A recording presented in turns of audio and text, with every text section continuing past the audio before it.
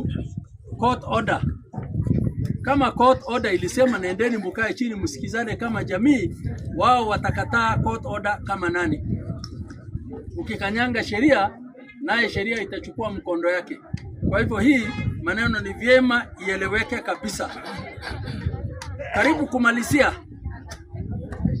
nataka kurudi kwa appeal kwa president ya taifa la Kenya ambaye ni Mheshimiwa Dr. William Samuel Ruto. Aelewe ya kwamba kosa ya gavana yetu, sitasema haiko, lakini ni kidogo sana.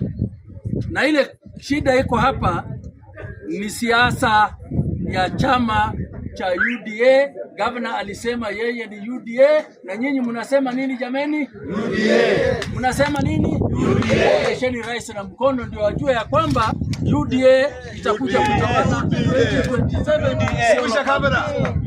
UDA. Tumekubaliana? UDA. Haya, Mheshimiwa Rais, hebu tafakari ya babu.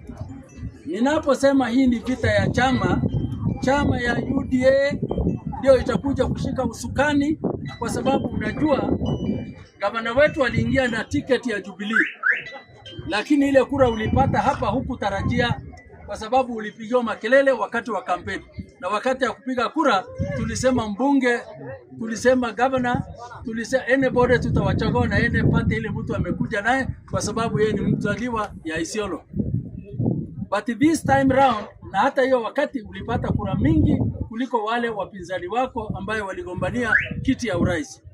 Mheshimiwa Rais, tafakari ya babu, hii ndio chanzo ya vita ya Mheshimiwa Governor wa Isiolo County.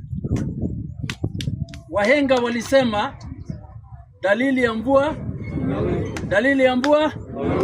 Mimi nataka tu kuwauliza nyinyi maneno ya mwisho. Jameni wapendwa wana Isiolo, Mheshimiwa Governor, mnakubali atolewe ama asitolewe? Mnakubali atolewe ama asitolewe? Alichaguliwa na mlango ya nyuma ama mlango ya mbele? Alichaguliwa mchana ama alichaguliwa usiku? Onyesha kwa kidole. Tafadhali, amechaguliwa mchana. Amechaguliwa mchana. Sio usiku. Nikimalizia mkono tena. Ndio. Hebu mheshimiwa apigiwe makofi mahali yako ajue ya kwamba hapo na watu wake. God bless you, God bless Kenya, God bless Isiolo. Asante. Sawa.